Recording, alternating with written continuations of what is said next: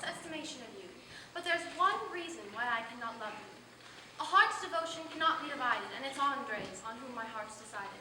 I know he lacks your merits, which are great, that I'm obtuse to choose him as my mate.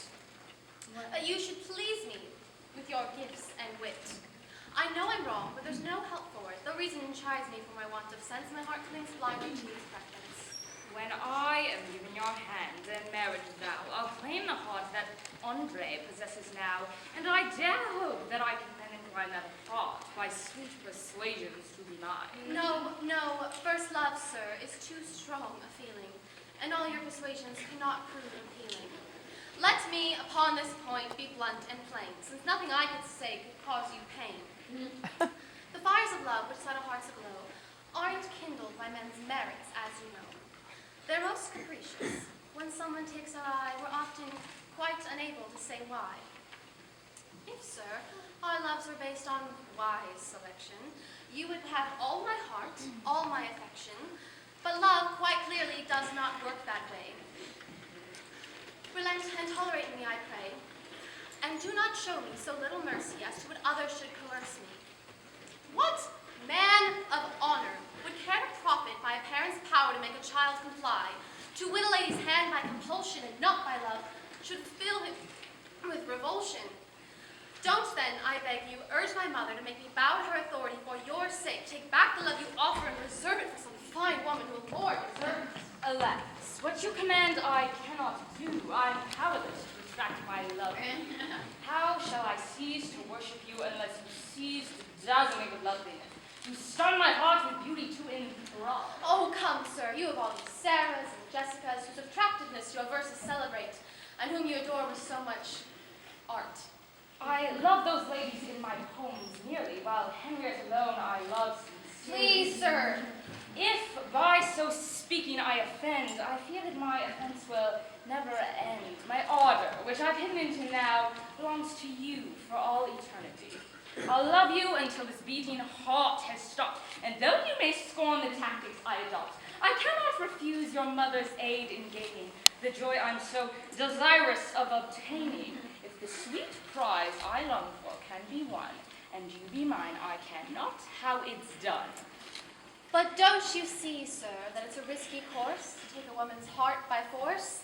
That things, quite frankly, can go very ill when a woman is forced to wed against her will, and that in her resentment she won't lack in means to vex her spouse and pay him back. I've no anxiety about such things. The wise man takes whatever fortune brings. Transcending vulgar weakness, looks down unmoved on mishaps of the kind. Nor does he feel the least distress of soul regarding matters not in his control. You fascinate me, sir. I'm much impressed.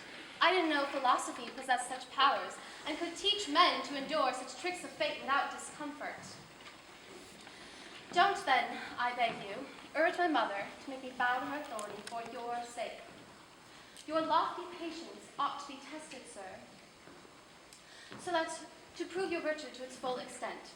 It calls, sir, for a wife who'd make and take pride in making you display it day and night. But since I'm ill-equipped by temperament to prove your virtue to its full extent, I'll leave that joy to one more qualified, and let some other woman be your bride. Well, we shall see. The notary for whom your mother sent will arrive at any moment until then. Oh.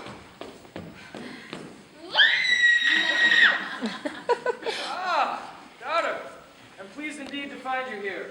Prepare to show obedience, my dear, by doing exactly as your father bids you do. I'm going to teach your mother a thing or two, and firstly, as you can see, I mean to thwart your will and reinstate Martine. I much admire the stand which you have taken. Cling to them, father, and don't let yourself be shaken. Be careful lest your kindly disposition induce you to abandon your position. Cling to your resolutions, I entreat you, and don't let mother's stubbornness lead you. What? You take me for a pushover? Heavens, no. Am I a wimp, would you say?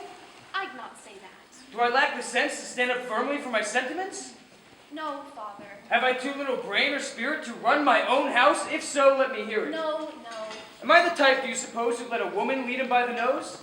No, father. Well then, what exactly were you implying? I didn't mean to offend you, heaven knows. Under this roof, my girl, what I say goes. Yes, Father. No one but me has any right to govern in this house. Yes, Father. This is my family, and I'm sole head. That's so. And I will name the man that my child shall wed. Agreed. By heaven's laws, I rule your fate. Who questions that? And I'll soon demonstrate that in your marriage your mother has no voice, and you shall accept your father's choice. Ah, Father, that's my dearest wish. Crown my desires by making me obey you. If my contentious wife should even dare to interfere by making any noise, She's coming, with the notary in her wait. stand by me, all of you. Don't worry, sir. I'm here to back you up if need be. Never fear.